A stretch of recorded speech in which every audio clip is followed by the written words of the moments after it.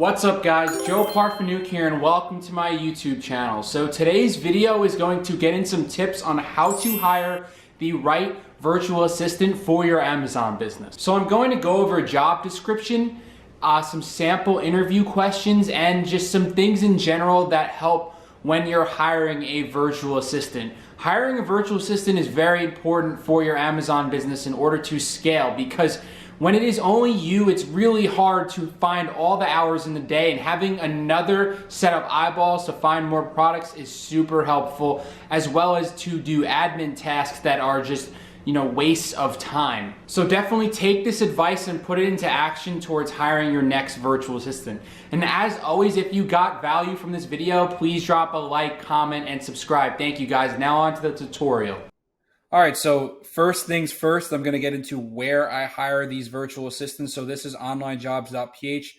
This is exactly where I hire them. So this is a premium subscription you have to pay for to be able to message them. It is $50 to $60 a month. Nothing crazy. You can just cancel it as soon as you hire someone. So typically I'm hiring them within 1 month, and that's fine.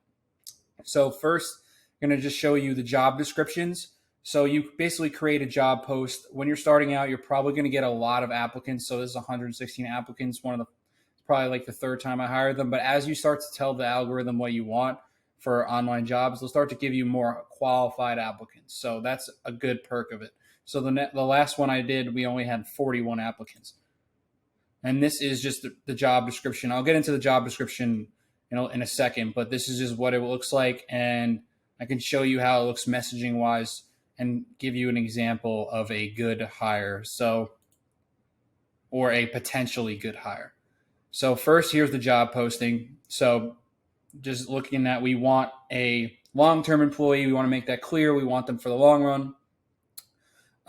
You just kind of tell them what their roles are. So sourcing products through the storefront stocking method manually, through SellerAmp. That's whatever your preference is, whatever sourcing methods you utilize, you could put that there, using Google Sheets to record the leads. And then we prefer experience with SellerAmp, storefront and manual sourcing, Keepa, Amazon Seller Central. So that's just if you want them to do some admin tasks and give them a limited user role, you can do that by giving them just access to inventory and cases, nothing like your payments or anything. They're not going to be able to change bank account information or anything like that. So we also want knowledge of sales rank. And this is very important here. We want a good, stable internet connection. That's huge. And benefits, this is totally up to you. We just say a flexible work schedule, biweekly payment, flexible time off if requested.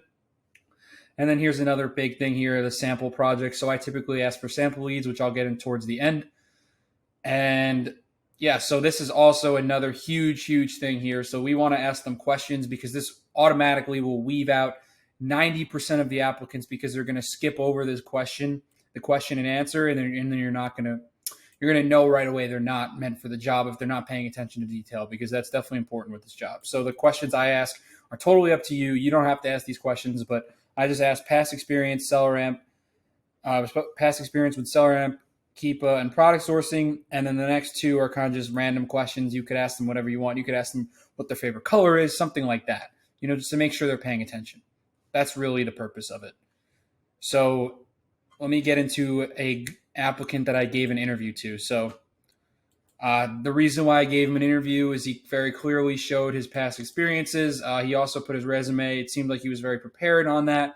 And his answers were pretty descriptive. They weren't like a one-word answer. A lot of times you'll see like a one-word answer. So I like that he was pretty descriptive here.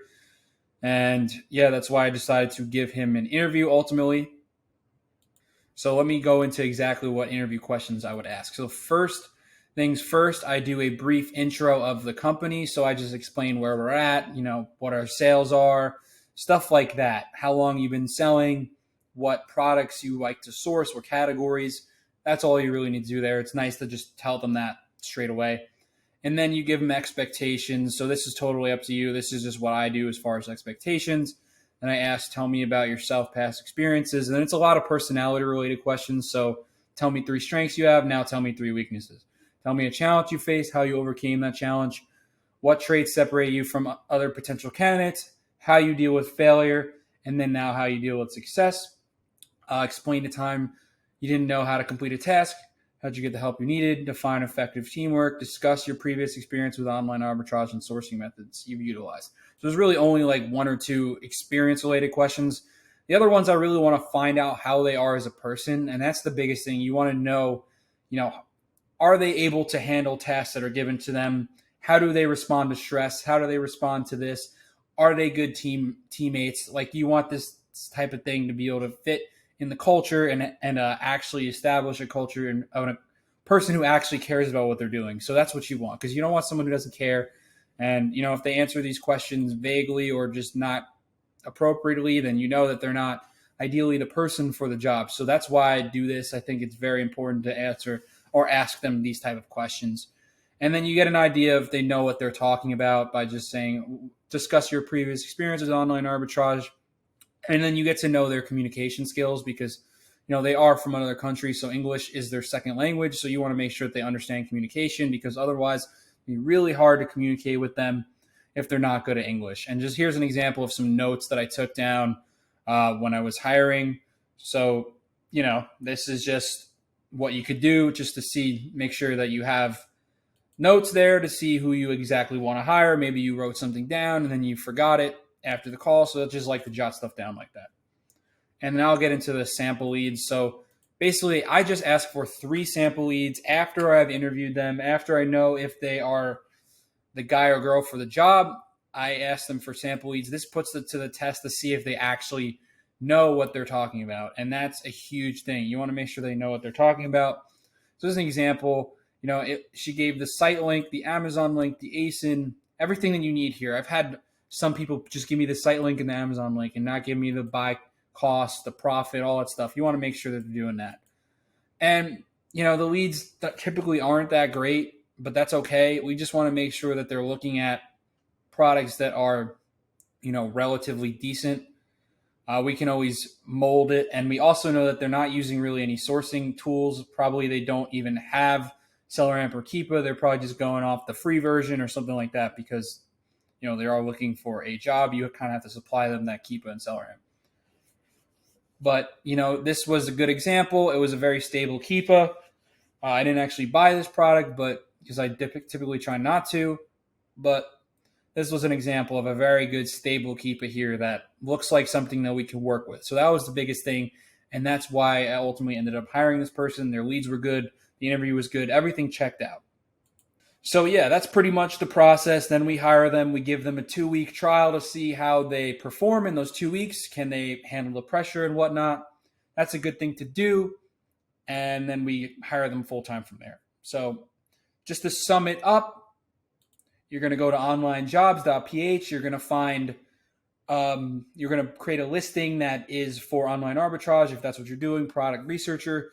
And then you're going to narrow down the applicants, try to get the top 5, 6, or 7 or so to interview, give them a 15, 30-minute interview, something like along those lines.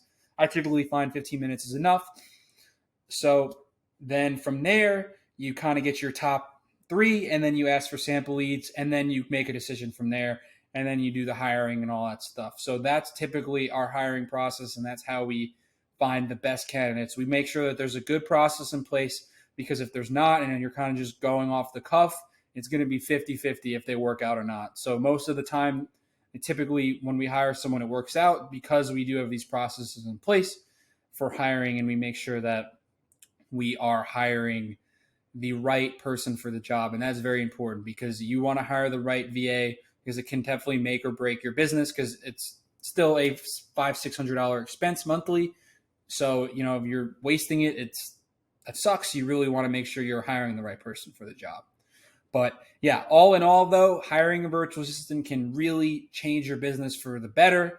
I think it's totally worth it if you're around the 20 to 30K range per month. It might be the time to go ahead and do it. And you can also have help with admin tasks and sourcing tasks and all that stuff. And then there will be 2 of you instead of 1 of you. So that's the biggest thing there. More products to buy, because there's more eyeballs. So it's definitely something to consider when you are scaling your Amazon business. So I hope you guys enjoyed this video and got value. And if you did, please drop a like, comment, and subscribe. Thank you guys for watching. See you on the next one.